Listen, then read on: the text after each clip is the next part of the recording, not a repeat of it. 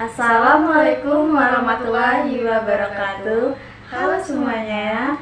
Pada kesempatan kali ini kita berdua dari kelompok 4, saya Rahmatika Maduri dan rekan saya Hamidah.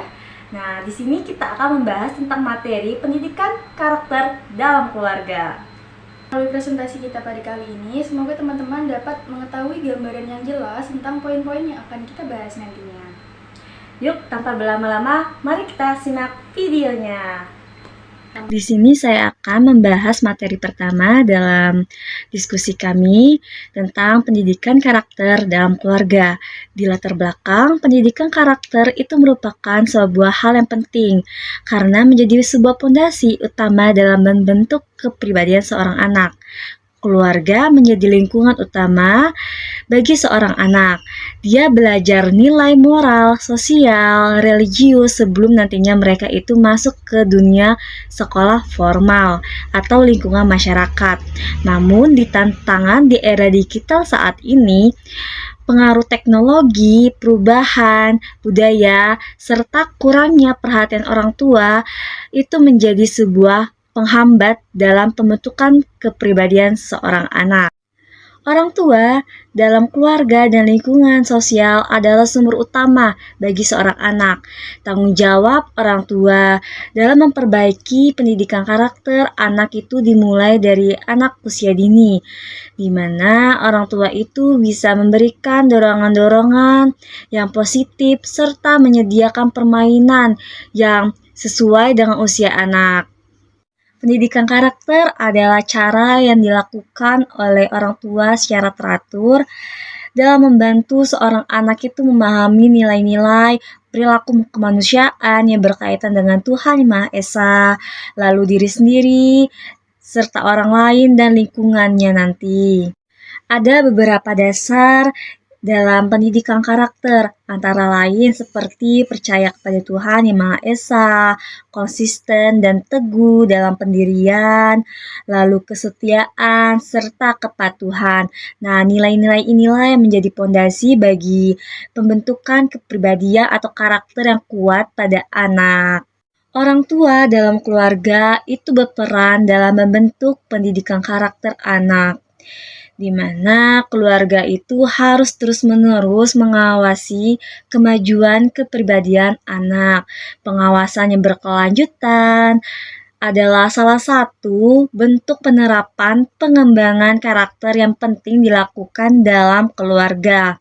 Nilai-nilai karakter yang ditanamkan itu harus seperti nilai disiplin diri, ketekunan, tata krama atau attitude, keterbukaan, serta rasa cinta kepada Tuhan. Nah, nilai-nilai ini harus diwujudkan dalam contoh nyata kehidupan sehari-hari anak. Baik, di sini saya akan melanjutkan materi selanjutnya yaitu tentang peran keluarga dalam pendidikan karakter anak. Jadi, keluarga merupakan lingkungan pertama dan paling penting dalam pembentukan karakter anak. Nilai-nilai dasar yang ditanamkan di rumah akan menjadi fondasi perilaku anak hingga dewasa. Nah, beberapa karakter utama yang perlu diajarkan orang tua kepada anak meliputi yang pertama yaitu disiplin diri, yang dimana anak belajar mematuhi aturan dan mengatur diri. Yang kedua, ketekunan, yaitu mengajarkan anak untuk tidak mudah menyerah. Dan yang ketiga yaitu tanggung jawab. Anak memahami kewajiban dan konsekuensi dari setiap tindakan. Nah, yang keempat yaitu sikap rendah hati. Jadi, sikap ini membentuk anak agar tidak sombong dan mau menghargai orang lain. Yang kelima yaitu etika atau tata krama, cara berbicara, bersikap sopan, serta menghormati orang lain. Dan yang keenam yaitu keterbukaan. Anak terbiasa jujur, mau bercerita, dan tidak menutupi diri. Dan yang ketujuh yaitu cinta kepada Tuhan, pembiasaan ibadah, dan nilai religius sesuai ajaran keluarga. Semua nilai tersebut harus ditanamkan melalui teladan, bukan hanya nasihat. Nah, anak lebih mudah meniru perilaku nyata orang tua dalam kehidupan sehari-hari. Nah, selanjutnya yaitu ada faktor-faktor yang mempengaruhi pembentukan karakter anak. Jadi ada dua faktor utama yang membentuk kepribadian dan karakter anak. Yang pertama yaitu faktor internal atau biologis. Nah, meliputi sifat dasar yang sudah dimiliki sejak lahir, seperti temperamen, kecenderungan emosional, dan kemampuan dasar. Faktor ini tidak dapat diubah sepenuhnya, tetapi bisa diarahkan.